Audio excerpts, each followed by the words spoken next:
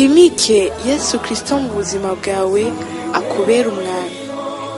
Yazanywe no kugira ngo uronke ubugingo kandi uburonke busagutse. Ba mu ijambo rizana ubuzima, ubuzima bwawe bubeho buhinduka. Umusaraba ni etape incontournable. Umusaraba ni kibanza tugomba gushikako. Aho uri kuca hose nuti umwami ari kumwe nawe.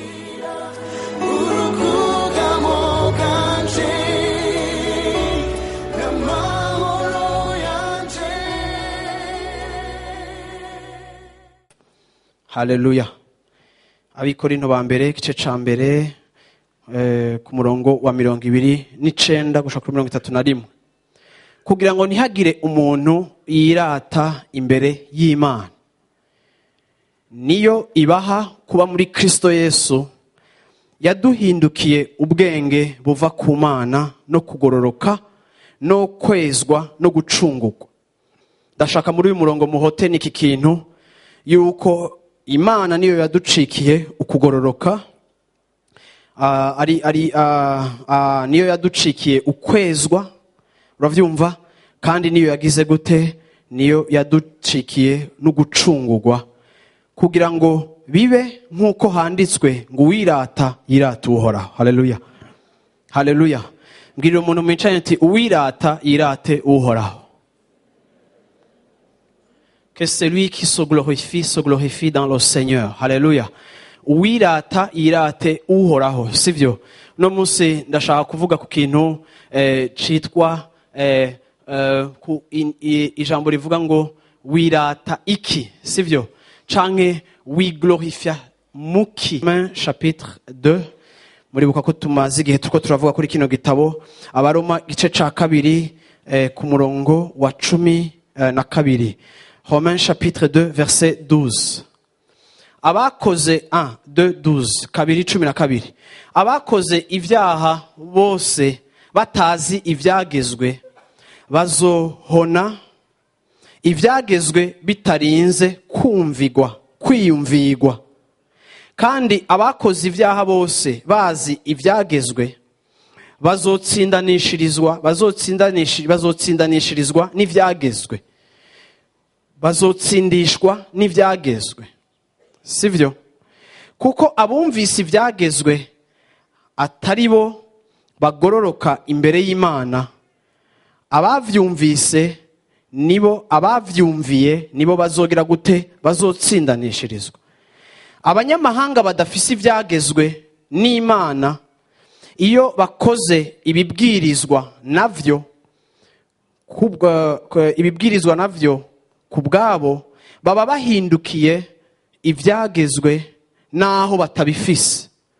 Nuko berekana igikorwa kibwirijwe n'ivyagezwe canditswe mu mitima yabo, ijwi ryo mu mitima yabo ribwiririkanya naco ari cabona cavyo, kandi ivyo biyumvira bifatanya kubagira gute, kubarega canke kubaregura.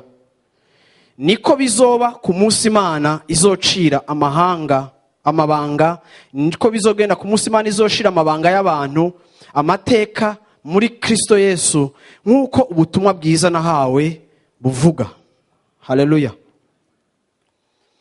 Ndashaka kuintroduza sujet y'uyu munsi, mpangurira kuri aka gace Paulo yari karavuga. Ariko kandi ndashaka gusubira kwibutsa yuko iki gitabo Paulo yandikiye Abaroma, ndagomba kubabwira yuko Paulo n'umuntu yakuriye mu gisagara citwa Tarse canke Itarusisi mu Kirundi, nibaza ko ari gutyo bahita muri Bibiliya. Kandi iki gisagara cari gisagara kirimo amashuri akomeye cyane y'abafilozofi bo mu gihe cabo. Rero Paulo iyo ugerageje kumwandika, ugeze kumusoma, abantu benshi baragira confusion iyo basoma ibitabo vya Paulo. Ariko kandi ibitabo vya Paulo nivyo bitabo bifise urufatiro rwiza ku mukristo kugira ngo atahure icakoretse neza. Nico gituma kuva iminsi yose turiko turiga kuri kino gitabo, murabona ko tutararengana chapitre 2, sivyo? Kandi tuvuga ibintu byinshi bitandukanye. Ariko kandi Paulo yagerageza kuvuga ibintu muri context igoye, uravyumva kuko yari mu bagiriki. Usomye mu bikorino canke ugasoma muri Actes des Apôtres ugenda ubona yuko Paulo kenshi yirefera kuri filozofi zimwe zimwe kugira ngo azane ubutumwa bwiza, yerekane ubudasa canke yerekane alternative ubutumwa bwiza buzana par rapport y'ibindi bintu vy'amaprincipe abantu bashobora kwemera. Ariko kandi Paulo agaragaza yuko biri limite muri efficacité bigira mu buzima bw'abantu kubijanye no kutwemeza imbere y'Imana no kubijanye no kutubohora. Rero Paulo arevorewa kuva muri chapitre 1 yerekana échec ya humanité, ariko kandi agerageza kwerekana na échec ya humanité ihagaze ku bintu abantu bemera, ihagaze ku bintu abantu bashizemwo ivyizigiro vyabo, bihagaze ku bintu abantu bibajije ko ari vyo ideale, ibintu abantu bemeye, ibintu abantu bakiriye, ivyimbira abantu bagiye badehako bakibaza yuko ari vyo bigomba kugira ubuzima bwabo. Ariko Paulo akagerageza kwerekana yuko n'ivyo vyimbiro naho bifise ishusho y'ubwiza birafise aho bigarukira. Ibi rero bitwintroduza mu bintu byinshi abakristo benshi badiskuta ko badahuza batabona co kimwe kubijanye n'ibintu Paulo avuga. Ariko utahuye neza ingene yagiye arintroduza muri aya mashapitre ya mbere, nico gituma naye ahagaze ko cane, biraza kuduha gutahura ingene Paulo adefinisa ikintu citwa kugororoka. Hari ibintu Bibiliya yitwa justice, hari ibintu Bibiliya yitwa droit, hari ibintu Bibiliya ivuga ngo droiture, hari ibintu Bibiliya ivuga justification. Ivyo byose bivuga kugororoka, bivuga gutungana, bivuga inzira nziza. Ayo majambo yose mu kigiriki uravyumva Paulo niwe muntu wa mbere yakoresha cane muri Bible, niwe ayandika ko cane, ayandikira abantu benshi yagiye yandikira. Ariko aya majambo yose Paulo naho ayandika yose ava mu ijambo rimwe ry'ikigiriki gitwa ijambo riyasobanura rivuga dikaos, sivyo? Ni ijambo risobanura la justice canke droiture, ni ijambo rimwe risobanura ayo majambo yose Paulo agerageza kuvuga ko. Ariko kandi Paulo mu kuvuga iyi langage uravyumva yagerageje kuvuga nk'umuntu yize amategeko. Aha anya Paulo ariko yintroduza igikorwa ca Yesu Kristo, ariko mu buryo c'introduza atangura kucintroduza mu buryo buri juridique, mu buryo bw'amategeko. Kuko ubwa mbere na mbere ukuza kwa Yesu Kristo, igikorwa ca Yesu Kristo nugushitsa itegeko. Ukuza kwa Yesu Kristo ni kintu ki relève du droit, uravyumva? Kuko aje kuvugira canke gutabana abantu baciriye urubanza. Uravyumva rero ntushobora gutabara abantu baciriye urubanza udafise amategeko kana kuri kurakurikiza. Yesu ashimwe cyane. Ibi rero umuntu w'Imana ni wazobitahura neza cyane, uzogira agakiza kari mu munezero n'amahoro menshi cyane. Haleluya.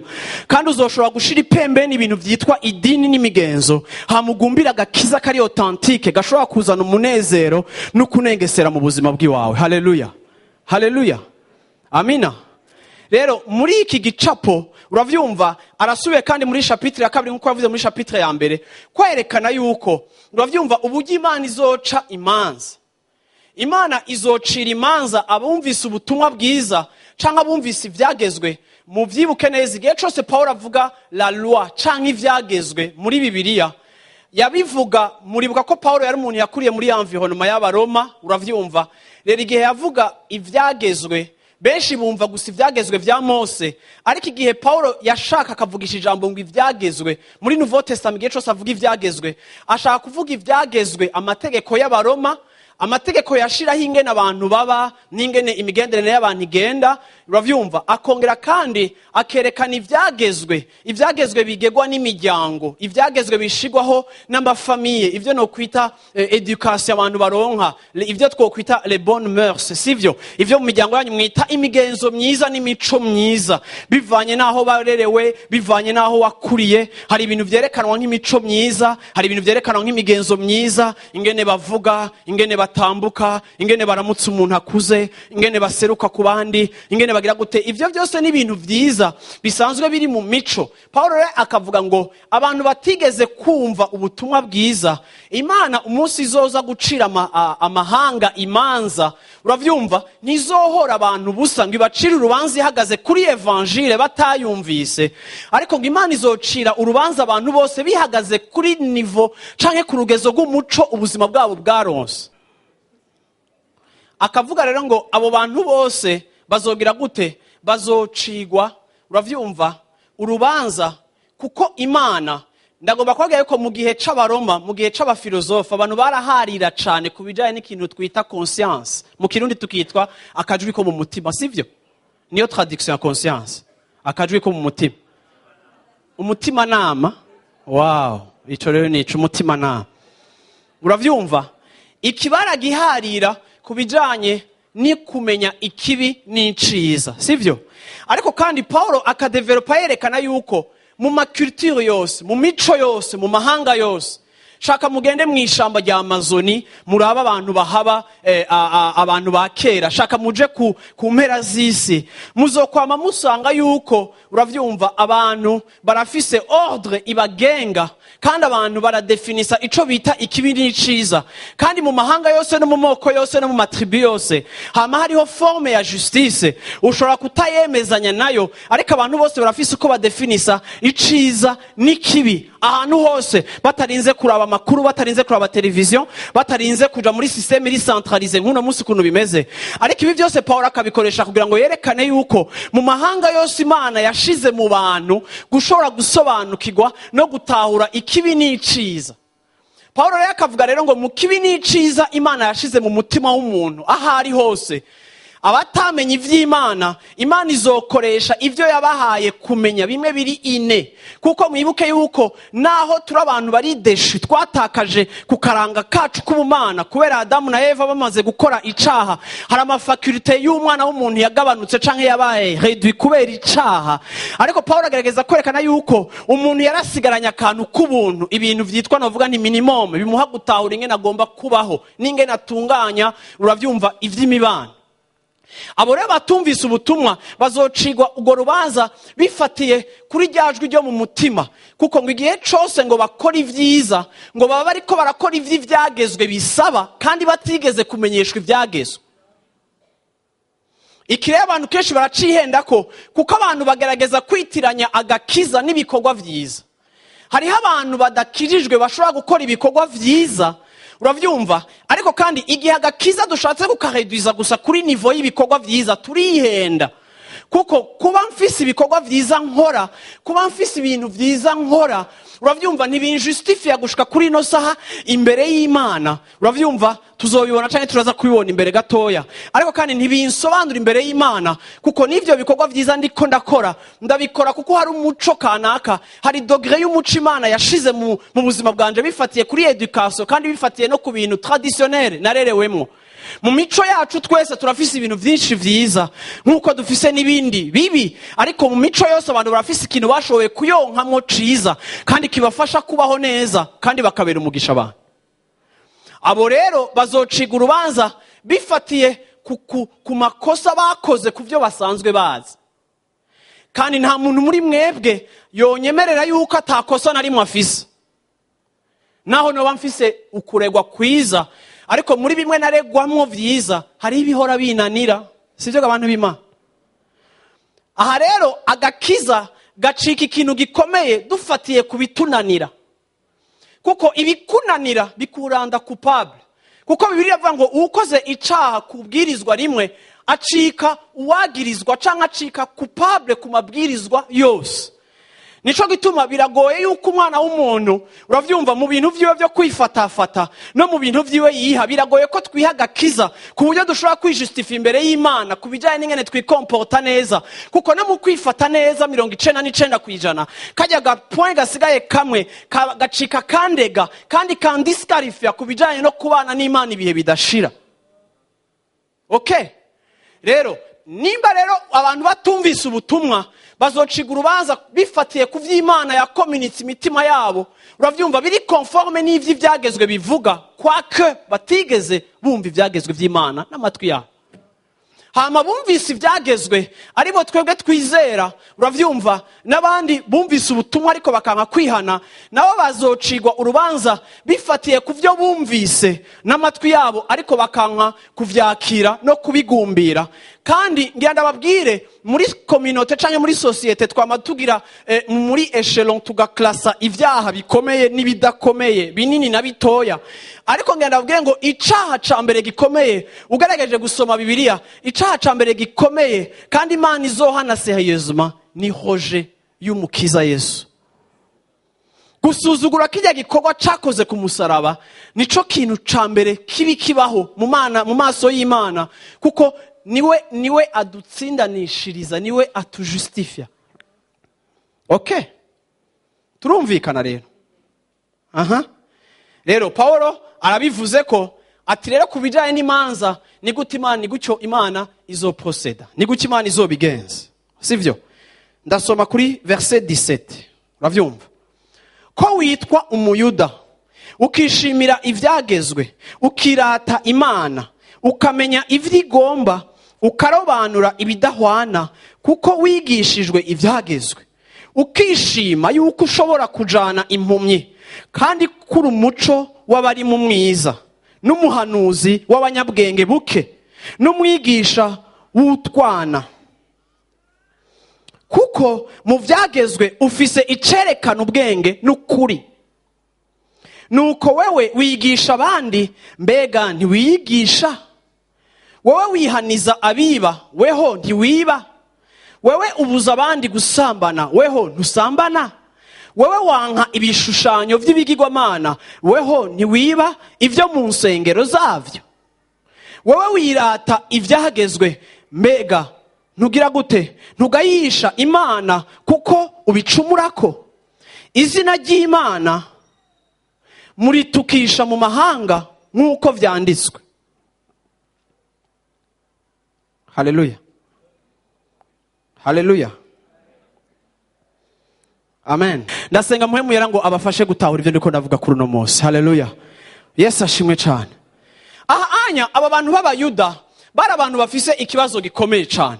Bari abantu Yesu yagerageje kuza gupenetra muri bo, araza azanye ikintu novuga ikintu kiri authentique, ikintu c'ukuri, ariko kandi avuka mu bwoko bwabo, avuka afise imico yabo, ariko kandi aza abereka yuko ico Mose yabigishije, ico ivyagezwe vyabigishije, ivyagezwe vyabigishije ikintu kitari complet, ivyagezwe vyabigishije ikintu, uravyumva? Ariko kandi ubiravye na mwebwe mwigisha abandi ivyagezwe, mwabigishije kutiba, ariko nimwigeze mushoboka kubohoka ingeso y'ukwiba. Mwigisha abandi kutiba, ariko muriba. Mwigisha abandi kutagira inzigo, ariko kandi mufise inzigo, uravyumva? Mwigisha abandi kutiba, uravyumva, amafaranga, ariko mwebwe mukiba ivyo mu nzu y'Imana. Igihe mwitwa abarongozi b'abandi, mubatwara mu muco, mwigize abashefu, abatwara abandi mu muco, ariko ubwanyu uwo muco mutwaramwo abandi ntimushobora kuwubashikanamo kuko namwebwe ubwanyu ntimurawubenefisia. Nico gituma igihe Yesu yababwira ngo conducteur des aveugles, uravyumva? Yesu yababwira ngo ni gute impumyi yoyobora iyindi ngo yishikane ku nzira igihe nayo nitari kirabona aho kiragenda. Yesu yagerageza gukoresha ururimi rwo kubereka yuko ivyo bigishijwe n'ivyo bahawe birafise limite, ariko jewe nka jambo w'Imana, abanyizera n'abanyakira barashobora kubohoka ubudasa, kuko bijya Mose yabigishije cari gitutu c'ibigomba kuza, kandi ndi ngaha ndenkarna ubumana, ndenkarna realite igomba kubohora ubuzima bwanyu, ariko kandi muriko muranrojeta mukoresheje imigenzo n'ivyo mwizeye. Iyo usanze umuntu ari endoctrine, afise filosofi, afise ikintu akwaya kitarico, rimwe na rimwe biragora kumexposa no kumuha ngo yakira ubutumwa bwiza, kuko igihe cose aguma afise ibimujustifia, bimwumvisha yuko atabwakeneye, kuko yibaza yuko ivyo yagumbiriye kuva kera ariko kuri. Nico gituma Bibiliya ivuga ngo mwigisha abana bato inzira yanje bakiri bato, kuko n'igihe bazokura ntibazotandukana nayo, kuko ico umuntu agaburiwe ashobora kucizera. Anya rero niho drame ishika kuri humanite canke ku bana b'abantu, igihe mu buzima bwacu dufise ibintu twizeyemwo, igihe mu buzima bwacu dufise ibintu twishimira, ariko kandi ivyo twishimira tugasanga bifise amalimite. Bwana sifiwe sa. Yesu ashimwe cyane. Haleluya. Matayo gice ca 3. Mwoye kwiyumvira mu mutima muti dufise Abrahamu.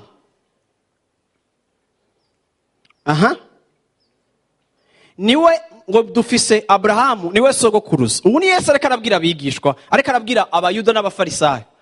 Mureke kwirarira mu mitima yanyu ngo dufise Abrahamu nka sogokuru, kuko bumva yuko Abrahamu ariwe uruvyaro rwiwe ruzokwizera Imana. Rero abantu muri iki gihe Yesu yaza kubabwira ubutumwa, ariko hakwakira ubutumwa bakavuga ngo jende umuporoti, bakavuga ngo jende umukatolika, bakagomba kwishimiriza appartenance yabo raciale, kubona bakomoka kuri Abrahamu, bakagomba inkomoko yabo uravyumva kuri Abrahamu kuyigira legitimite ibakuvra kandi baha access imbere y'Imana. Muriko muravyumva? Rero Yesu akababwira ati na jewe ndo mu muryango nkomoka kuri Abrahamu, ariko nimureke kwiyumvira mu mitima yanyu ngo dufise Abrahamu nka sogokuruza. Muyandi majambo Yesu akarababwira ngo mukureho ivyo bintu byose mwibaza yuko bibatuma mutagomba kwakira agakiza. Abantu benshi usanga bafise amarezo abatuma batakira agakiza. Uravyumva, amwe bakumva umenga ari noble. Kuko Yesu mukompaye na Abrahamu, Yesu umuntu atagira hajyama. Abrahamu umuntu yari prosper, yakoreshejwe n'Imana, umutama yapfuye kera. Byari byoroha kwinyegeza muri uwo mu ancêtre wabo no kubinyegezamo ibisekuruza vyabo. Uravyumva, kugira ngo basuzugure uyo musore, ariko ababwira ubutumwa bwiza, abereka iyindi proposition. Haleluya. Turiko turumvikana. Aha. Uravyumva, ndababwira yuko aya mabuye Imana ishobora kuyavyaramwe abana ba Abrahamu. Umva ingene Yesu yashoka. Ariko incabiti igenekerejwe ku bitsina vy'ibiti. Nuko rero igiti cose kitama kiregeye ute? Kirategwa mu muriro. Nuko nukuri jeho ndababatiriza mu mazi ngo mwihane, ariko uzoza hanyuma yanje andusha ubushobozi, ntimubereye no kumutwaza inkweto. Uyu ni Yohani Batista yakarababwire. Jean 8, Yohani uravyumva? Yohani gice 8, Jean chapitre 8 verset 33. Jean 8 33. Udafise Bibiliya yawe hafi uvyandika ahantu. Haleluya. Jean 8 verset 33. Yohani gice 8 murongo wa 33. Abana nyakuri verset 31. Nuko Yesu abwira abayuda bari bamwemeye ati nimwaguma mu ijambo ryanje murabigishwa banje vy'ukuri, kandi muzomenya ukuri, kandi ukuri kuzobaha kwidegemvya. Baramwishura bati turi uruvyaro rwa Abrahamu, naho twigeze kujakarira umuntu numwe, none uvuga ute ngo tuzohabwa kwidegemvya? Aba bariko baramwumvisha yuko batigeze baba musi y'umutegetsi canke igihugu kibafishize mu buja, ntibigeze baba umuja w'umuntu. Bakabaza Yesu ati none wowe uriko uratubwira ibintu vya liberté, kandi twamye turi libre kuko turi uruvyaro rwa Abrahamu, none usubiye kandi kutubwira iyindi liberté iyi? Ariko igihe Yesu ariko arababwira kubijanye n'umwidegemvyo, ntiyababwira umwidegemvyo politique, yariko ababwira umwidegemvyo kubijanye na kamere. Uravyumva, kuko ijambo ry'Imana rivuga ngo iyo umuntu yihaye icaha acika umuja w'icaha. Rero liberté Yesu yariko aratubwira irarengeye iri politique, kuko iri politique ushobora kuyikina, ariko ubuja ushizwemo n'umubiri wawe na kamere kawe bicika kaga ku buzima bw'umuntu igihe kirekire. Haleluya. Amina.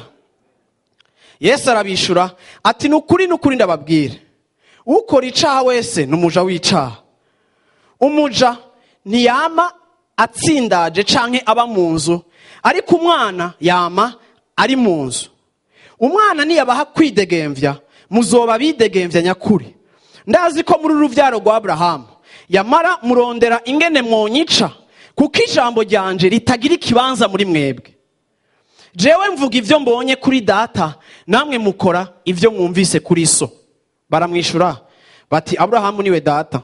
Yesu arabishura ati iyo muba muri abana ba Abrahamu muba mukora ibikorwa nk'ivya Abrahamu. Ariko noneho murondera ingene mwonyica, umuntu yababariye ivy'ukuri, ivyo mwumvise ku Mana. Abrahamu ntiyagize atyo. Mukora ibikorwa nk'ivya so. Baramubwira bati twebwe ntituri ibi vyagwa, dufise data umwe n'Imana imwe. Yesu arababwira ati iyi Imana aba ari so muba munkunda, kuko jewe nanje mvuye ku Mana, sinaje nitumye, ariko niyo yantumye. Niki gituma mutamenya imvugo yanje? Nuko nkuko mudashobora kumva ijambo ryanje, mwebwe murabaso w'umugwanizi kandi ibyo so yifuza nibyo mushaka gukora. Uwo yahereye ubwa mbere na mbere ari umwicanyi, kandi ntiyahagaze mu kuri, kuko atakuri kuri muri we. Iyo avuga ibinyoma, avuga ibyiwe, kuko ari umunyabinyoma kandi ari we se wavyo. Ariko jeho kuko mvuga iby'ukuri ntimunyemera.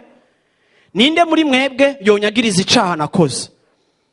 Ko mvuga ukuri ni iki gituma mutanyemera? Uw'Imana yumva amajambo y'Imana, mwebwe igituma mutumva nuko mutaraba Imana.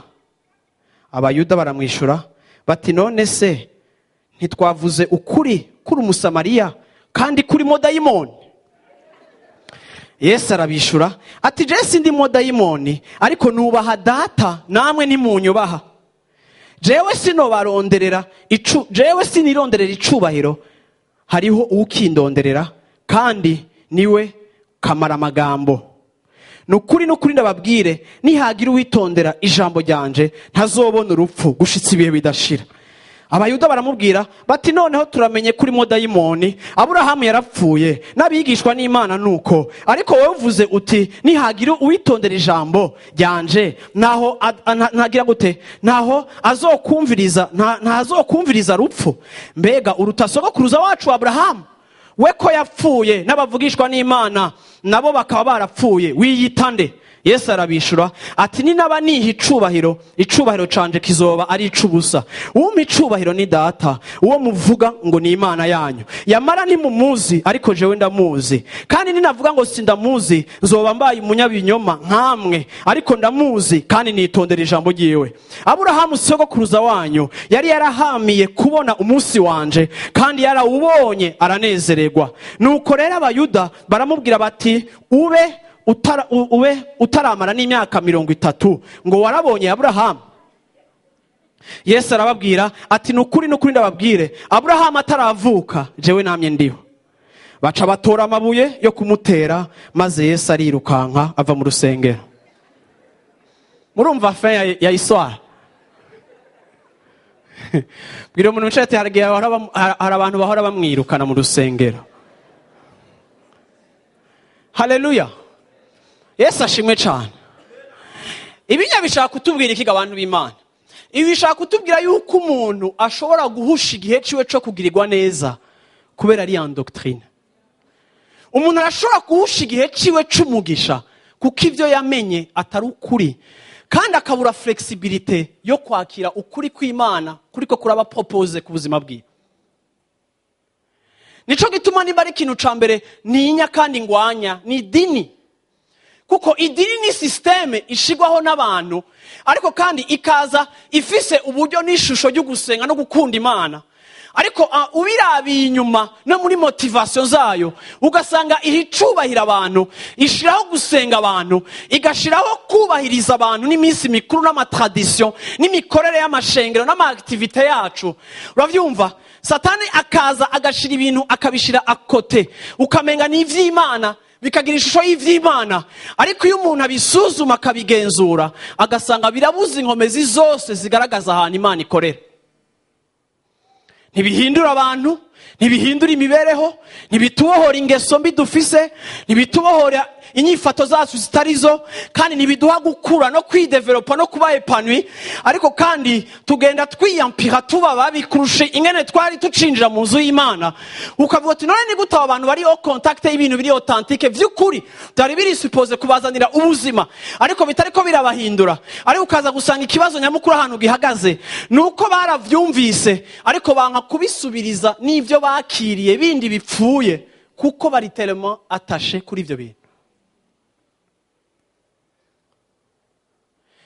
Umuntu ni wamwigisha kuraguza ari muto, agakurira muri culture yo kuraguza, azorinda saza. Narabonye abantu uravyumva bari persuadé yuko ama promotion yose bafise mu buzima ari kubera baraguje, ugasanga n'umu intellectuel yaturiye yahiye yagize gute abushitse, aho ugasanga aracafata indega akagenda muri Côte d'Ivoire muri village kuraba inakurungwa amugirire akantu gatuma aguma aronka promotion. Ukaraba umuntu hamwe n'ubwenge yahawe na education fise, ntishobora kumukuramo ibintu by'ubupfu yizeye kuko yavyonkejwe mu buto bwiwe. Pawulo yaravuze ikintu gikomeye. Iki gihe nabwiye ngo Pawulo ingorane yagize mu buzima, yahuye n'abayuda, ahura n'abantu bafise arrogance iva kuri culture yabo. Abayuda bari abantu bari arrogant, bazi yuko ari hase, iri pure, bafise superiorité, bazi ko abana ba Abrahamu, bazi yuko bafise accès kuri promesse y'Imana, bazi yuko Imana yisari yabo yabagwaniye intambara. Uravyumva? Bakaba bafise iyo orgueil, bakaba bigora yuko bumva gakiza gushika n'uno munsi. Agahura n'abagiriki bari baraminuje mu bwenge, amahanga yarungika abantu mu university akomeye mu Bugiriki kugira ngo baze kwiga, abafilosofe bakomeye bo muri histoire twagiye twumva benshi n'abagiriki. Abo bose Paulo Imana imurungika gukorera muri iyo environnement. Urabizi bantu b'Imana, ngira nevoriwe mvuga gutya, ikintu cyose wishimiriza, ikintu cyose wiratira atari Imana, ngana kubwiye ngo ubuzima bwawe buri kuri pante mbi cyane. Mu buzima bwacu nasanze hari abantu usanga mu buzima bwiwe afise fierté iri exagérée, iri excessive. Uravyumva? Afise ubwibone bwahava. Uravyumva? Ashobora kuba ari famille yanyu. Uravyumva ugasanga rimwe na rimwe fise famille ifise amateka meza, yamye yari abantu bakomeye, ugasanga umuntu uri kuramuraba, ugasanga fierté yiwe na gloire yiwe iri mu kuvuga amazina yahava nabo yakomotseko, naho kuba bafise amateka meza bitari bibi. Ariko ngenda babwira ikintu, Imana iri en horreur. Igihe cyose mu buzima bwacu dufise ikindi kintu twiglorifiamwo, ikindi kintu twirata atariyo, ngenda kubwira yuko ico gihe ubuzima bwawe bwabwinjiye mu ntambara n'umuremyi wawe. Kuko igihe Bibiri ivuga ngo tuzosenga Imana yonyine tuyikundisha n'umutima, igihe Bibiri ivuga ikigirwamana, si ubushusho gusa nubaka nkabupfukama imbere, ushobora kuba utabifise. Ariko hari abantu bafise izindi forme z'ibigirwamana kuko bashize confiance yabo mu bintu biri passager, mu bintu biri corruptible, mu bintu biri temporaire, mu bintu by'igihe gito, mu bintu bibora. Igihe cyose ubuzima bwawe wabwubakiye, ugasanga fierté yawe ihagaze ku bwoko bwanyu. Yesu ashimwe cyane. Haleluya. Rero munyumvirize barundi kazi tugira amahoro. Urabona, hari igihe usanga mu buzima bwawe uretse ko ushobora kwishimiriza umuryango, ariko reka ndababwire abantu b'Imana, nimba ari ikintu kizana deception n'ibikomere mu buzima bw'abantu, n'igihe mu buzima bwawe waprashije confiance, ukubakira ibyishimo byawe mu kintu kanaka, hama kubera circonstance n'amasituation y'ubuzima, ca kindi washiramwe ivyirato vyawe kigatitugwa na lotan. Kuko birivuga ngo mu buzima bwacu hariho imiriro itandukanye, hari ivyo no kwita ama épreuve. Iyo umuriro uje mu buzima bw'umuntu, uragaragaza fondation yubakiye ku buzima bwawe. Je narageje kwiyumvira mbe kubera ko abantu benshi bakizwa bari muri esheke, ncasanga bihagaze kuri iri jambo. Hari ibintu byinshi mu buzima twubakamwo gloire yacu. Hari ibintu byinshi mu buzima ucamwo ugasanga warize, warorohewe n'amashuri, ufise umutwe ukomeye, ufise amadiploma akomeye cyane, ugasanga icurico uri diplome zawe. Iyo userutse mu bantu urumva yuko tu es rempli de toi-même, kuko tout le monde t'apprécie, t'adore, uri spécial. Ugasanga uravyumva, uri umuntu w'ikinyabufura, w'igipfasoni. Biranagoye nuko ukizwa, kubera ibintu byo gukizwa birimo n'ugwamo rwinshi. Kuko nuwo kubona muri ama eglise abantu basaguza canke basimba badafise contrôle, ukumva birakoze kuri ka dignité yawe, kuko warubatse tellement icubahiro cawe autour de ta personne. Ubwawe wacitse Imana badoha, uragerageza gusuzuma ibintu byose. Uravyumva? Wewe uri umunyabwenge atambuka ariko aratambuka. Niyo uri kwibara wenyine uko atambuka, niyo winjira muri douche uhinjira nk'umunyabwenge. Nibihumeka byose birazi kuri umunyabwenge. Kandi ngenda kubwira yuko Imana yanjira agahezagirwa, yaguhaye ingabire nziza y'ubwenge. Kuko ijambo ry'Imana rivuga ngo ingabire yose nziza ikomoka ku Mana. Imana yaraduhaye amakarite, yaraduhaye amatara, yaraduhaye amakapasite, yaraduhaye ability idasanzwe yo gukora ibintu bimwe bimwe. Kandi rimwe na rimwe abantu baratwapresiya kubera ibyo tuzi gukora neza. Ariko iyo apresiyaso zibaye nyinshi, satani yaktiva akantu k'ubugirwamana. Aho ntangura kugendera icyo abantu bambwiye ko ndico. Aho ntangura kumva yuko ntameze nk'abandi. Aho ntangura kumva yuko ndi en dehors du commun. Aho nkeneye ko abantu bose bamenya qui je suis. Aho n'uwihenza akabikorako. Niyo nshitse naho batanzi, ngomba kugira la démonstration de ma puissance. Ngomba kugaragaza uwo ndiwe kugira ngo bamenye ico ndico. Kuko birashoboka ko ngaha batanzi. Reka ndakubwira ikintu kimega muntu w'Imana. Ugasanga mu buzima bwawe uravyumva kubera amakapasiti Imana yaguhaye byagucikiye impamvu niyo kuyihojeta.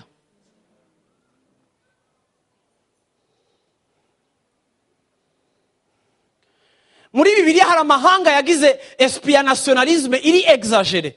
Hari ibihugu Imana yahezage nka za Egiputa n'ibindi byose. Imana ikaruhika abaprofete ngo ngiye guhana kijya gihugu. Kuko cagize arrogance, cagize ubwibone. Kuko igihe cyose Imana nituma abantu baprospera, nivana umuntu mu mukungu bikamwicarika n'abahambaye. Kandi ngo nivana umuntu hejuru ikamushira hasi. Histoire y'isi yose igizwe n'Imana. Imana yarashizeho ibihugu biganza bitegeka. Guhera kuri empire y'aba Egyptiens, guhera kuri empire y'aba Mede n'aba Perse, guhera kuri empire ya Babylone, guhera kuri empire ya Rome na Grece, gushika n'uno munsi. Imana nishira hejuru ihanga, kandi Imana nishira hasi ihanga. Ariko amahanga amwe yagiye agira fierté iri exagere ku buryo Imana muri histoire ikoresheje abaprofete yagiye icisha bugufa amahanga amwe yageze ahantu akibagira yuko elevation yabo Imana iri à l'origine. Ariko kandi Imana imaze kubona ko babifashe nabi, Imana irabakorora. Iribuka igihe ca Daniel muri Babylone, niwe yaze gusobanura inyandiko y'umumarayika asobanurira yuko igihe ca Babylone kirarangiye. Kandi iryo joro nyene Babylone yari heje gutegwa n'amahanga abiri yagiye hamwe abamede n'abaperse bagira ataki ikomeye muri iryo joro. Babylone iva ku ntwaro yari Etats-Unis ico gihe bivuye ku cyo Imana yavuze, kuko Imana ari igira uko tubona histoire isa.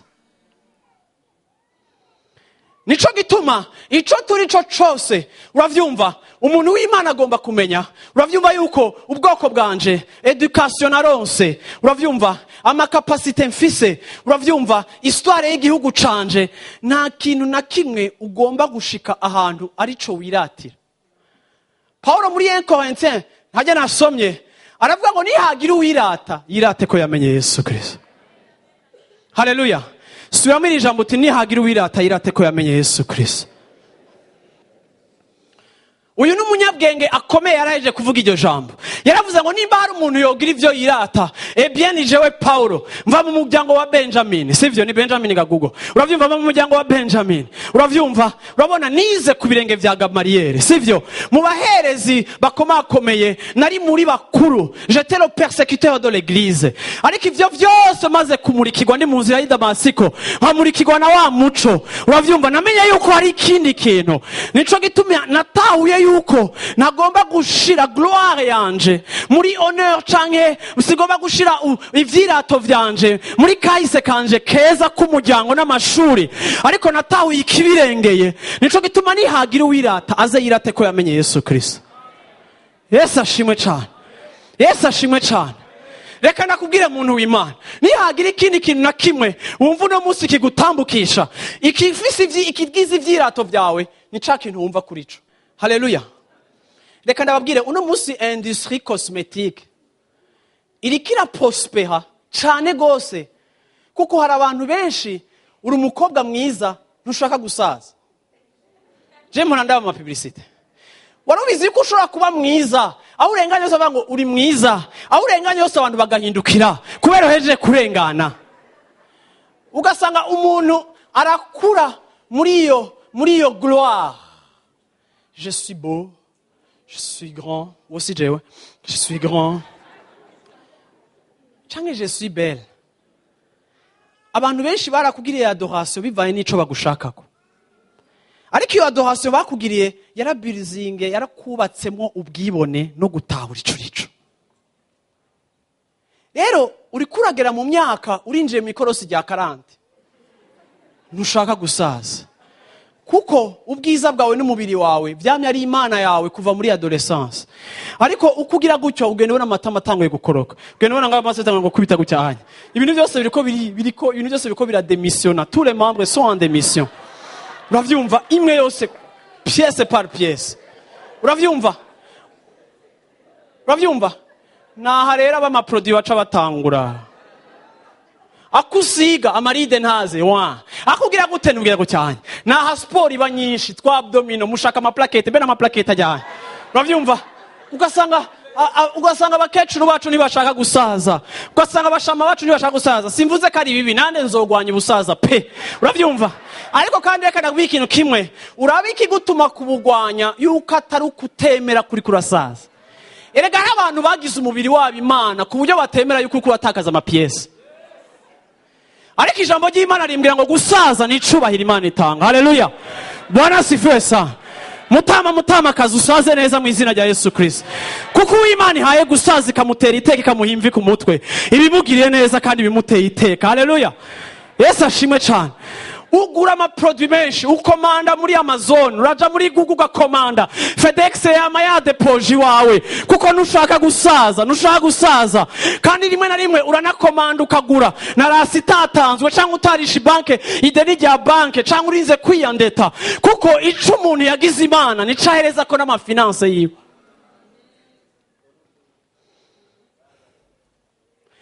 Ariko igitangaje narasengeye abantu bari souffrant, narasengeye abantu bariko bararangiza ubuzima bwabo, narasengeye abantu bakubwira ngo ndi déçu ningene numva ngira ntahe, kuko yari tellement fort, yari akomeye, afise sante yuzuye, ariko mu kanya gato isase akabona ibintu biramuhindutse, nta comprendre ibiriko biramushikira, akumva abaye déçu na système yiwe na organisme yiwe, ingene en si peu de temps ishobora kwidegrada ikamushikana ahantu atakaza ikintu cose.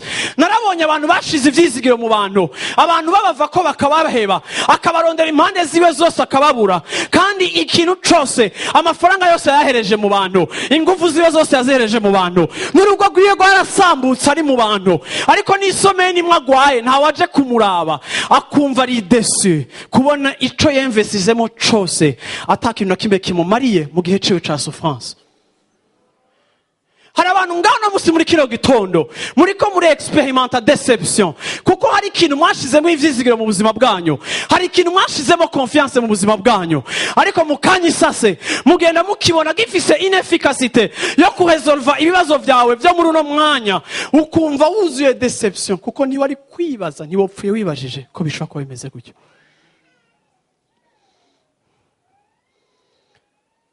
Haleluya, haleluya, oh haleluya.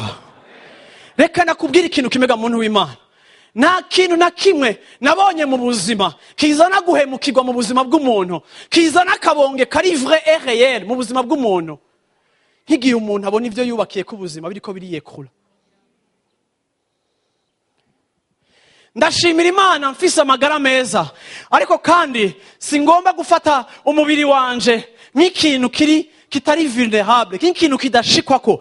Ndashimira Imana nimba yaramaye ubutunzi kanaka, ariko singomba ko wizigira ubutunzi bwawe muntu w'Imana. Abantu barizigiye ivyo bafise, agashira confiance mu vyo afise, utambuka nk'ufise amashifre yose muri positif muri banke, utambuka nk'ivyo ufise, uwo kurungurutse mu mutima asanga ufise ivyirato bihagaze ku vyo ufise. Ariko kandi nganabwiye ngo hari imiriro imwe uhura nayo ugasanga ivyo ufise ntibifise efficacité ikwiye kugira ngo bigupreserve kandi birinde umutima wawe.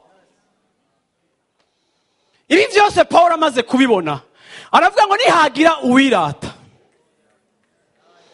navuze ngo nihagira uwirata aze yirata ko yamenye Imana, kuko niwiratira umuntu kanaka hari igihe apfa, niwiratira umuntu kanaka hari igihe aguhemukira. Reka nakubwira ikintu kimwe, Esaya yiratiye umwami, yari umugenzi wiwe, yari umwishikira, yari afise audience adarinze guca muri protocole, yari umwishikira w'umwami, uravyumva Uziya. Ariko ijambo ry'Imana rivuga, ari Esaya wenyene yivugira imbere yuko yinjira mu muhamagaro, nemezanye n'ijambo muhozi yavuze, igihe umuntu w'Imana atarapfa neza ntashobora gukoreshwa n'Imana.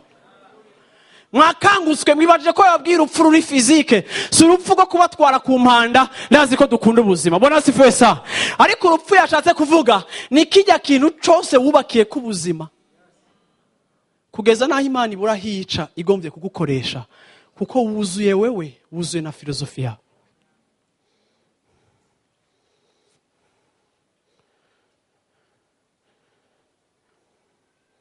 Haleluya. Jérémie chapitre 9.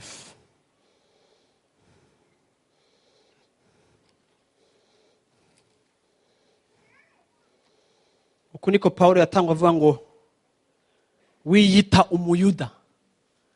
Umva akajambo ni gatako si gato, wiyita umuyuda. Wewe wiyita umuyuda, sinzi ico wiyita icarico. Sinzi ico wiyita icarico. Ako ngenda kugira ikintu kimwe ngo ibuye abubayi bagaye niryo rya abubatsi bagaye byabaye iryo gushigikira imfuruka. Ibi Yesu yabivuga kugira ngo abereke yuko mwaransuzuguye, ariko chantier zanyu ziriko ziraduga, n'inzu yanyu irikiraduga, ariko nimwaza gushika ku iherezo mugashika kuri toi, muza gusanga byose ari ivyo kubomora, kuko mwibagiye ibuye principale rigomba gusutena les murs. Ibi yabivuze mu mutima w'abantu byavuzwe, uravyumva, byavuzwe na Petero ndibaza, uravyumva, yabivuze mu mutima w'abantu bari muri speed y'ivyo bariko barashikako, ariko basuzuguye la pierre angulaire supposée être le soutien des murs. Sinansi ivyo ufise n'ivyo Imana yagushikanyeko, ariko ngenda kubwire ngo kwibaza kudakeneye Yesu, uravyumva, nukwihenda, kuko uravyumva imbere kuri ya pante urindiriwe na deception izoza kugutera kwicuza imyaka wasuzuguye akagakiza, kuko nuri complet atarimo. Kandi ivyo wegamiye byose bifise igihe kizobisitura ukaba desu. Navuze Jérémie 9. Bwana sifiwe sana. Yesu ashimwe cyane. Ndumva ko ngira mpese. Haleluya. Jérémie chapitre 9. Havuga ngo ndahera kuri verset 23. Uku niko Uhoraho agize, ati umunyabwenge yoye kwirata ubwenge bwiyo, canke umunyenkomezi ngo yirate inkomezi ziyo, canke umutunzi ngo yirate ubutunzi bwiyo. Ariko uwirata niyirate ibi, ko yamenye akantahura yuko ndi Uhoraho, nkunda kugira imbabazi no guca iziroranye n'izigororotse mu isi, kuko ivyo ari byo bimpimbara, ni jewe Uhoraho mbivuze. Haleluya, haleluya. Ndashaka iyi declaration tuyigire aho tuvana amajwi yacu twese hamwe, murasubiramo inyuma yanje. Uku niko Uhoraho agize. Nshaka amajwi yose hano hantu. Uku niko Uhoraho agize, ati umunyabwenge yoye kwirata ubwenge bwiwe, canke umunyenkomezi ngo yirate inkomezi ziwe, canke umutunzi ngo yirate ubutunzi bwiwe. Ariko uwirata niyirate ibi, ko yamenye akantahura yuko ndi Uhoraho, nkunda kugira imbabazi no guca iziroranye n'izigororotse mu isi, kuko ivyo ari byo bimpimbara, ni jewe Uhoraho mbivuze. Abantu b'Imana bavuge ngo amen. Haleluya. Vuga amina kubwa sana. Kandi semerero uti amina. Haleluya. Nihagira uwirata yirate ko yamenye Imana, akamenya kugororoka kwayo. Haleluya. Amina. Kandi amenye ko agira imbabazi, kandi akunda kugororoka. Yesu ashimwe cyane. Haleluya. Aha ni ijambo ry'Imana riko ratwereka sur quoi nous devons être fondés. ijambo ry'Imana riko ratwigisha ibyo tugomba kwirata ibyo ari byo. Ego business yanje iri muri croissance, ego business yanje iri kiraduga, ariko singomba kwihenda yuko mwisi ibintu byose birahinduka. Igihe abantu bariko bararondera gushira gloire mu mazu, Yesu yarababwiye ijambo ngo nta tafari na rimwe ryashizweko ritazogira gute rizozohenuka rigatandukana n'irindi, ariko ijambo ryose riva mu kanwa kanje. Haleluya. Ijambo ryose riva mu kanwa kanje. Isi byose ibintu byose bizovaho, ariko nta nyuguti nimwe izova kuco navuze. Yesu yagomba gushira en evidence, ntiyagomba gusuzugura prosperite kuko niwe source y'iterambere ryacu, ariko yaranse yuko umugisha tuwusenga. Abantu basenga umugisha, abantu basenga ivy'Imana yabashikanyeko, abantu basenga ivyubahira Imana yabahaye, abantu bahinduka muri nature kubera elevation, abantu bahinduka muri nature kubera inyishu z'Imana ziko ziraza mu buzima bwabo, ariko nta kintu na kimwe Imana yakugiriye ciza gitumbereye kuguhindukiza ngusenge yindi, kuko niyo yabikoze. Uko ibikora ugomba guca bugufi musi yaho. Haleluya, haleluya. Ikintera umunezero niki nuko ndafise Imana. Haleluya. Nuko ndafise Imana. Ibi ni ivyirato ijambo ry'Imana rituhokomandako. Reka ndakubwirega muntu w'Imana, sindi prophète du malheur, ako ngenda kubwire ngo ikintu cyose wagize Imana, ikintu cyose wirata, uzoshika mu gihe utahura ko wihenza. Kuko ivyirato vyacu bigomba kubiki ndangiza. Ivyirato vyacu bigomba kuba bihagaze ku kintu kitanyiganyizwa. Haleluya. Reka ndakubwire, wariyemeye wibaza ko ushoboye. Narabonye abantu bagira ama promesse y'ibintu bazokora. Narabonye abantu barahira fidelite canke bakarahira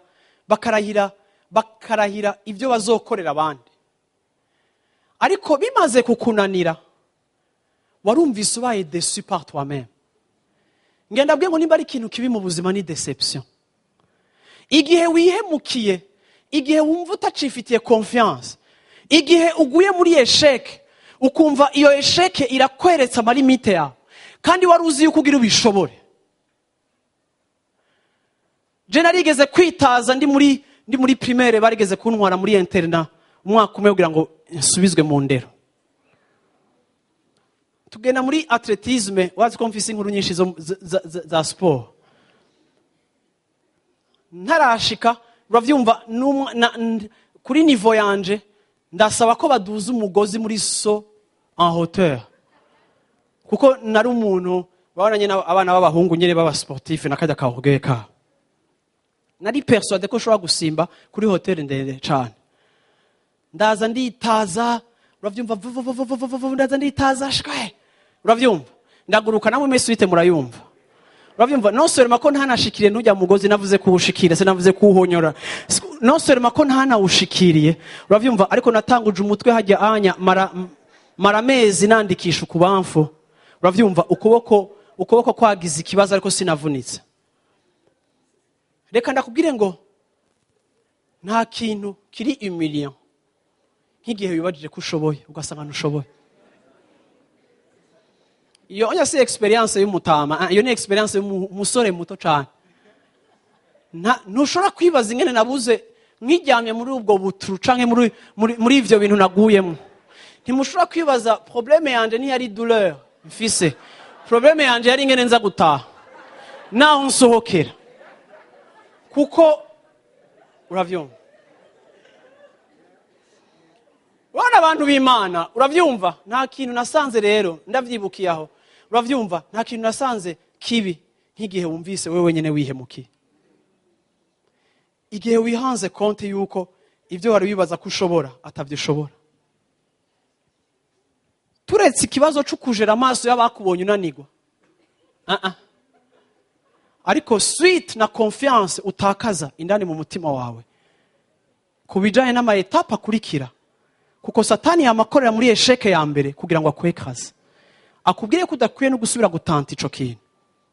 Kandi ngenda babwire ngo nari muri 6e année sinigeze mpfa nsubiye gusimba hauteur, byari biheze. abantu benshi rero barasikomba bakananirwa bakagwa hasi inyuma y'amayesheke yabo, kuko professionnellement wamye ureyisisa abantu bose barakuvanta, ariko uno munsi uhejeje kunanirwa no kugurura imashini, uhejeje kunanirwa no gutunganya ibintu, biranse ko wipardona kuko utigeze wemera. Uravyumva yuko kunanirwa. Uno munsi ndaje kubigisha abantu b'Imana kubabwira ngo l'échec est humain. Kunanirwa no kweshua si icaha kandi ntigiteye isoni, ariko kandi ndabwira ikintu kimwe ngo ndashobora kunanirwa, ariko kandi ndabwira ikintu kimwe ngo Imana yarapermise. Uravyumva yuko dushika hano mu buzima bwacu tukiranda konte y'amalimite yacu. Bamwe mwabimenye muri mu ngorane, ariko Imana yanje no munsi muri kino gitondo ndavuze ngo iragahezagirwa, yuguruye amaso yanyu ikabatahuza yuko hari ahantu mudashobora, hama murahindukira muraraba umusaraba, muravuga bati Yesu ndagomba kwakira ico wakoze no kukigumbira, kuko ndamaze kumenya yuko ntashobora kwishikana kukugororoka, sishobora kwishikana kuri standards z'Imana. Iyo Bibiliya ivuze ngo la loi de Dieu, la loi, uravyumva, iyo bavuga la loi yari bagomba gutanga unité de mesure bakoresha mu kubaka impome canke ibisagara, cari ikintu gifise imetero irenga, nico cerekana, nukuvuga ngo nico cerekana uburebure na niveau ikwiye. Nukuvuga igihe Paulo ariko aravuga, avuga amategeko y'Imana muri standard y'umubatsi, akavuga ijya unité de mesure. Uravyumva, yerekana yuko twebwe ntaco twokora ciza kugira ngo dusatisfeze canke twakomplise ubugombe bw'Imana. Nta kintu uzokora mu nkomezi zanje kugira ngo Imana ibe impression ivuga ngo ngo nakagororotsi. Nta na kimwe nokora, naho noraba aboro bose, naho notanga n'umubiri wanje nkawushira muri bo, naho nobaha ibintu vyose, naho nobasengera imisi yose, nta kintu na kimwe jewe nzokora kizoshobora gukonvenka no gupersuada no kwakomplisa no gushitsa neza. Nta kintu na kimwe uzokora kizotuma Imana ikuraba ku gatwe kawe kibinafsi, bongo kibinafsi, hama ngo ivuge ngo aragororotse. Nta na kimwe, kuko mu maefort yacu yose, uravyumva, hama huzuyemo kunanirwa. Ariko umuntu azokwitwa umugororotsi igihe azokwidentifya n'igikorwa c'umugororotsi yakoze ku musaraba, akemera yuko igikorwa ca Yesu kiba transféré. Dufise ubugororotsi par imputation, turabagororotsi uravyumva, habayeho transfer y'ubugororotsi. Hari umuntu ku musaraba yaje kuba umugororotsi, amazi aravuga ngo muhungu niwizera ubugororotsi bwanje ndabuguhereza. Nane ndavuga ngo ndizeye ico ukoze ku musaraba nawe nyambika ubugororotsi. Igihe mvuga ngo ndumugororotsi si kubera muri action zanje zose ngororotse, no ndagororotse kuko we yaragororotse ku bwanje, hama ndamuha transfer y'ivyaha vyanje anyikoreza ubugororotsi bwiwe. Ubu ngenda gororotse, kandi kujya kugororoka nakiriye muri nouveauté de vie, uko nkura, uko ntera imbere no mu bikorwa no mu mikorere yanje, ngenda ncika umugororotsi. Ariko siko natanguye, ariko ari image ya wundi yangize umugororotsi ariko ararestoha mu bushobozi bw'amahemu yera image yanje. Iyo natakaje mu itongo rya Edeni, agenda arayirestoha kuko amahemu yera aba muri jewe, kandi uko anyubaka ngenda ngaruka kuri nature yiwe gwanje igatakaza ikibanza. Haleluya, haleluya, haleluya. Nico gituma uwirata atagomba kwirata ibikorwa akora. Abayuda birata iminsi mikuru bubahiriza, abayuda birata tradition yabo nziza, abayuda birata amakanzu yabo agororotse bambara, abayuda birata ivyagezwe vya Mose bafise. Ariko Yesu yaraje kubabwira bati ivyo ntibishobora kubaha kugororoka. Umwana niyaguha umwidegemvyo uzowidegemvya nyakuri. Yesu yaraje koga ngo ivyo bintu byose nuko murakora c'est de l'hypocrisie. Mwigisha abantu kutiba, ntimwiba hanze, mwiba mu rusengero. Ubushobozi bw'ivyo wubakiyeko biri he? Mbarira ico wirata kindi atari Yesu, hamumbwira aho cagejeje kukubohora. Ingeso ziriko zirakuhonja no mu magufa yawe, zononye urugo rwawe, zononye imibano yawe n'abantu, zononye bien-être yawe. Mbarira ico wizeye, mbarira ico wirasi carico, hamumbwire nico n'ubushobozi gifise bwo kugukiza ubumara bw'icaha. Duhaguruke rero dusenge. Haleluya, haleluya, haleluya, haleluya. Ntiwirate ivyo ushoboye, ntiwirate ubwenge ufise, ariko nimba hari ikintu wumva ko ubuzima bwawe bwubakiye ko, ndakwingize ngo uno munsi uvuge uti Yesu ndagomba kwirata wowe gusa. Haleluya, haleluya. Ikintu kimwe gusa twemerewe kwiratamwo ni ukwirata ko Yesu yaducunguye. Ico twemereye kwiratamwo ni ukwirata ubushobozi bwe yatransfere mu ishengero. Ico twemereye kwiratamwo ni ingene muri we yatureconcilier na papa. Ubu nta conflit hari hagati ya jewe na data, ariko muri we habayemo reconciliation. Nico gitumaga muntu w'Imana ivyo wirata byose, imico myiza, ubwenge bwinshi, ubutunzi ufise, inkomezi ufise, ubwiza corporel ufise, ubwenge canke ubuhinga ufise, ivyo wowe uri kurirata ko vyose ntibifise kapasite yo kukwemeza imbere y'Imana.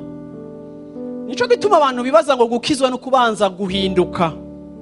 Ngo jenga pase ngo kugira ngo nkizwe bifo ko mbanza hagarika kayoga. Ngo je mbere ko gukizwa vema ngo je vraiment ngo l'année prochaine ngo ujya muhabara nzomuheba. Kandi ngo nzoca nkizwa neza. Reka nakubwira ikintu kimwe. Ni wabanza kubiheba vyose kugira ukizwe, uzoba watsi gikorwa Imana, kandi Imana yawe nizo bicitwa umukiza wawe. Wowe uzoba witwa umukiza w'ubuzima bwawe. Kuri objectif yo kwihindura ufise, uzosanga hari ahantu udashobora gushika. Ukeneye Imana, nico gituma tumwita umukiza. Nitumwita umukiza kubera akazina k'amatazirano, ariko tumwita umukiza kuko twabonye ko afise ubushobozi bwo kubohora ubuzima bwacu. Rero nawe ukumeze kose mwemerere agukize. Yesu ashimwe cyane. Mwemerere agukize, mwemerere aze mu buzima bwawe. Haleluya, amena. Ivyo ufise bizoba mise en valeur kurushiriza. Uravyumva kuko presence yiwe ni nk'umuriro kunza hawe. Presence yiwe izotuma urushiriza kugira ubwiza butandukanye n'ubwo watanguranye, kandi nta na kimwe uzotakaza mu byo wari usanzwe ufise, uretse ko ugomba gupfa kuri kamere kawe, ahubwo kuvyo usanzwe ufise azovyameliora, abishire mu bwenge bwiwe. Yesu ashimwe cyane. Haleluya, haleluya, haleluya, amina. Ndashaka abantu bose duhagurutse dusengere hamwe.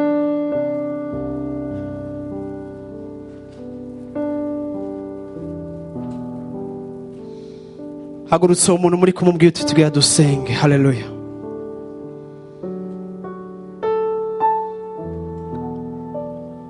Ndarangije mvuga gutya imbere yuko dusenga. Paul mu kwandika igitabo yatanguye yerekana ko humanite iri muri échec. Ngenda kubwira yuko ubwenge bwose buri mu isi ntiburashobora gukuraho malaria muri Afrika. Ngenda kubwira ko hamwe n'ubwenge bwose buri mu isi abantu bevoliwamo ntibarashobora guhagarika intambara mu isi. Ubwenge bwose buri mu isi ntiburashobora gukuraho ama injustice sociale ari mu isi.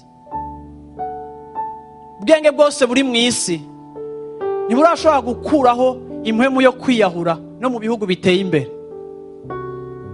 Ngena kubwiye ko ubwenge bw'umwana w'umuntu naho bwo udutwara bukadushikana kuri Mars, ejo tugasanga hariho ubuzima, bakavuga ati population y'isi ni 7 miliyari, bamwe dutangure kwimukira kuri Mars. Ivyo byose technology irashobora kuzobishikako.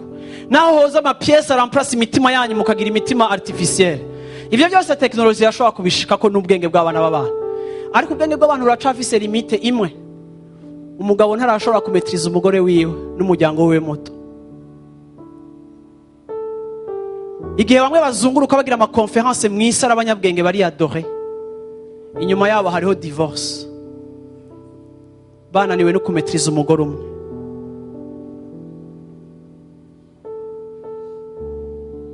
Haleluya. Ndashaka kubwira ngo ubwenge bwacu burafise limite, ariko kandi iyo haje Imana mu buzima bwacu izana kandi gatusha kazogutuma ushobora kubaka urugo rwiza, kazogutuma ushobora kubana n'abantu neza, kazogutuma ushobora gukira ukabohoka ingeso zawe. Uravyumva za zindi zikubabaza, zimwe zigutera agahinda. Hari abantu badakunda ingene bameze, ariko nta bushobozi bufite bwo kwihindura malgré kuhogreta. Waricujije wuzura culpabilité. Ako ndaje kuguhebuza yuko kwiyagiriza no kwiyagiriza bitameliora lendemain yawe. Aho ikintu gishobora gutuma ibyawe bihinduka nukuzugwa kubita amavi yawe kuri uyu musaraba, ukavuga ati mutabazi w'amahanga ni waje, ndazi yuko uri specialiste. Nimba hari abagynécologue, nimba hari abapediatre, nimba hari abacardiologue, wowe uri umu specialiste kubijanye no kubohora umwana w'umuntu. Ni wowe ushobora kunkura mu buja, bw'icaha, niwe wenyine ushobora kunkura mu buja bw'ishavu ryuzuye ubuzima bwanje. Yesu yarabwiye abayuda ngo barababwiye ngo uzotuka uyundi akamwita ngo kijuju, akamwita ngo insense, bagire gute? Bamugire gute? Ngo bamuhane, sivyo? Canke ngo uzokwica uyundi ngo baze bamwice. Ngo Jesi ndababwiye ngo uzokwica uyundi ngo baze bamwice. No, je ndababwiye ngo nuzotuka uyundi ngo rofa ngo nuzokwita uyundi rofa, apana kumwica. Ngo uyo onya na gehinomu nizoronka ingene imurya. Uravyumva? Ni kuvuga ngo iminsi yose standard za Kristo ziri hejuru cane, ariko ko ziba hejuru ziduprova yuko ata muntu ashobora kuvyishikanako. Uravyumva? Ariko atwereka ko biri hejuru kugira ngo twisumete kuri we, hama dufate ukuboko adushikane ku biri hejuru. Hama nitwashika hejuru ntituzobwira abantu ngo je ndashoboye, ariko ninashika hejuru nzobwira abantu ngo yaranshoboje. Niho hava indirimbo nshasha, niho hava ishimwe, niho hava témoignage. Muco wewe yanshikanyeko, muvyo wewe yanshikanyeko, niwe azobikora si jewe. Siniko nagutumirira gushira ama effort yawe, siniko naguturimira kwikanira. Poa. Haleluya. Kuko si kubw'inkomezi, si kubw'ubwenge, ariko ni kubwa mpwemu yera. Haleluya. Haleluya. Azoshiri ishimwe mu kanwa k'inzoya, azozana indirimbo nshasha mu buzima bwawe. Mbega indirimbo nshasha bisobanura iki? Indirimbo nshasha ni indirimbo turirimba ifatiye ku Imana yaje gukora mu buzima bwacu, ikaza ivuga ico Imana yakoze, twayiririmba ikitwa indirimbo nshasha. Ntibijaye na no turi kuravugamo canke ngene udieza canke ukuntu ugwa mu madieze nibiki. Bihagaze kuco wewe yakoze mu rujwi rwawe. Haleluya. Haleluya. Yesu ashimwe cyane. Yesu ashimwe cyane. Haleluya. Nimba hari abantu bavuga no Musa ati je ndashaka kubohoka, ndashaka vrema by'ukuri uze ngaho imbere kubohora, ndashaka gusengera abantu kuri uyu munsi kugira ngo aci imigozi, umwana kubohore vy'ukuri mu izina rya Yesu Kristo, umwana kubohore mu izina rya Yesu Kristo. Haleluya. Nimba ushaka kwa kubohora, nimba uvuga uti vy'ukuri ndashaka kwa gira icakoze, ndagomba uze mu ahinga hadusenge. Nimba utaranamwakira uno munsi ukavuga uti ndagomba kumuha ubuzima bwanje, ndagutumiriye nguze hano hantu. Reka nsabe n'abari mu bibanza muhagaze dusenga, muonohe aba bantu mu buryo bwo gusenga mu mitima yanyu. Ariko ndumva yuko ijambo ry'Imana bango nihagira uwirata, ndashaka Davidi aturongore mu ndirimbo, sinzi indirimbo itubwira ivyirato dufise muri Kristo Yesu. Ariko ndashaka kubasaba iminota mike igihe dusenga, ariko n'abari mu kibanza mwese mufate iminota mike yo gushimira Imana, yo kwirata ico Yesu yakoze mu buzima bwacu. Agaciro uwo munsi mfise nico Yesu yakoze mu buzima bwanje. Ndabona Paulo yahagaritse kwishimiriza ibindi byose yishimiriza, ahagaye yishimiriza gusa Yesu ico yakoze, ahagaze yishimira ico Yesu yakoze. Ndabona umuntu yadepoje amadiplome yiwe, ndabona umuntu yadepoje business ziwe, ivyo byose ntabibone nk'umu businessman ari prosper, ariko akibona nk'umwana w'Imana yacunguwe. Suko ibindi bitari vyiza, ariko nuko yari yarabonye ikiruta ibindi kuruta vyiza. Reka nakubwira ikintu kimega muntu w'Imana, gukizwa no kwakira Yesu biraruta ibindi byose. Washobora kuza ngaho imbere tugasenga.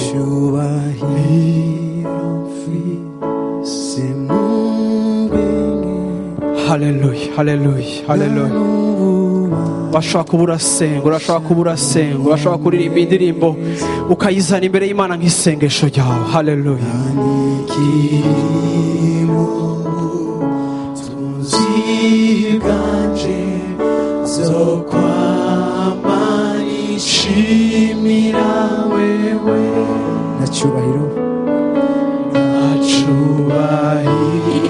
Nacubahiro mfise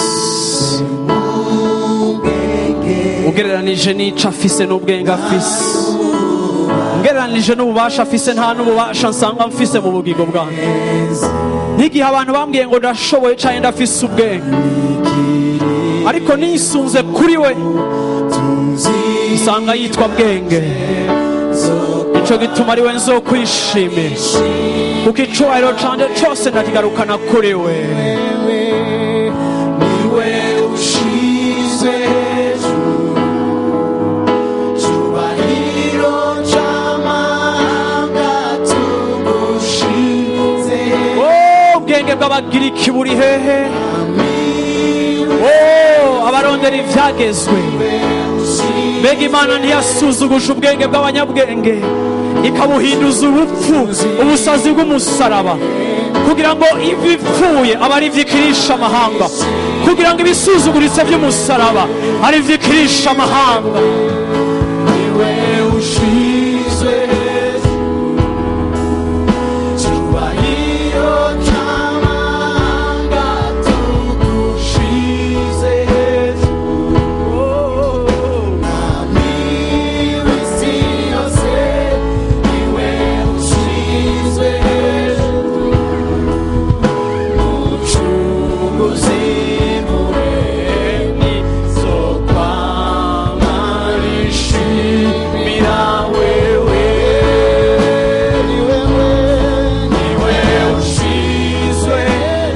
vyerekaniisha amaboko yawe uti niwe ushizwe hejuru n'icubahiro c'amahanga yose. Niwe amahanga yose amenyera mw'Imana, niyo amahanga yose aronkeramo gukizwa, niyo amahanga yose aronkeramo kugoroka, niyo amahanga yose acindanishirizwamo imbere ya data. Habwa icubahiro mwami wanje, habwa icubahiro mwami wanje, habwa icubahiro mwami wanje, habwa icubahiro mwami wanje, habwa icubahiro mwami wanje, habwa icubahiro mwami wanje muri kino gitondo, habwa icubahiro mwami wanje muri kino gitondo, habwa icubahiro muri ikoraniro, habwa icubahiro mu wagiriye neza, habwa icubahiro mu wahoye, habwa icubahiro mu wakijije indwara, habwa icubahiro mu watabaye, habwa icubahiro, habwa icubahiro.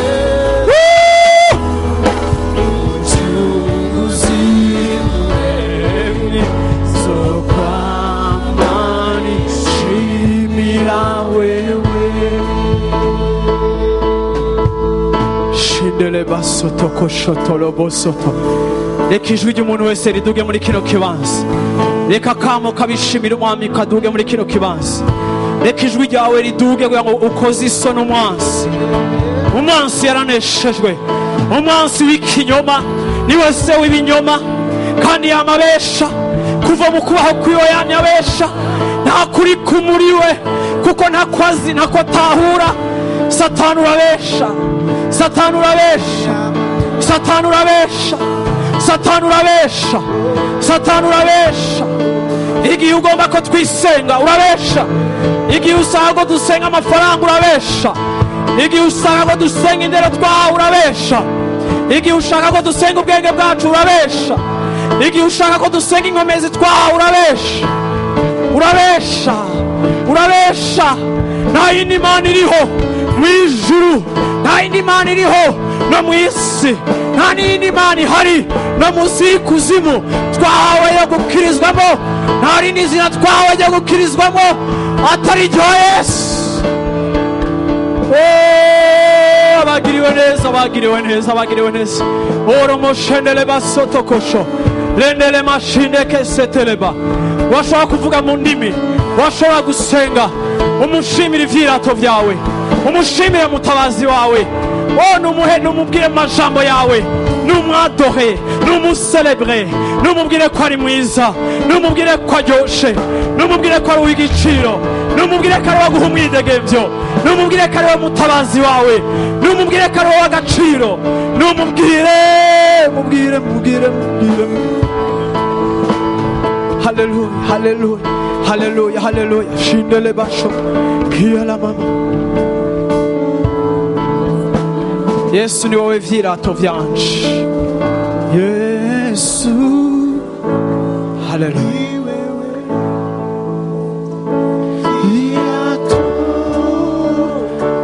Mubwire ko ari we vyirato, akana kanya kiwe kamuhebera ivyiviro vyawe bizane kuri we. Aragukiza ingwara nimba uri ngaho urwaye, aranakubohora n'ubwoba nimba ubufise, aranaguhanagura amosozi nimba wuzuye agahinda, nimba warihemukiye araguha kwibabarira, nawe yarakubabariye, nawe niwirekurire. Ntukozwe isoni n'amalimite yawe, ariko niwe nkomezi zawe, niwe nkomezi zawe. Nimba warahemukiwe n'abantu batari bakwiye kuguhemukira, reka nakwibutse ko ari wadahemuka, agukiza igikomere, agukiza deception.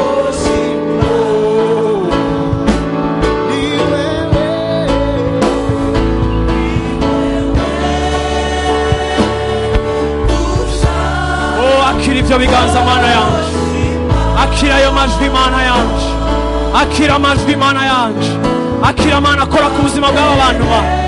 Gendera ubuzima mu izina rya Yesu. Gendera Mana uri mu kibanza mu izina ryawe. Gendera Mana uri hariya kure mu izina ryawe. Gendera ugukeneye, kora ku ugukeneye, tabara Mana yanje, bohora Mana yanje. Iki ni igitondo cyo kuguserema, iki ni igitondo cyo kuguserema, iki ni igitondo cyo kuguserema, iki ni igitondo cyo kuguserema. Ni wowe amashimesh, akira ayo mashima, akira ayo mashima.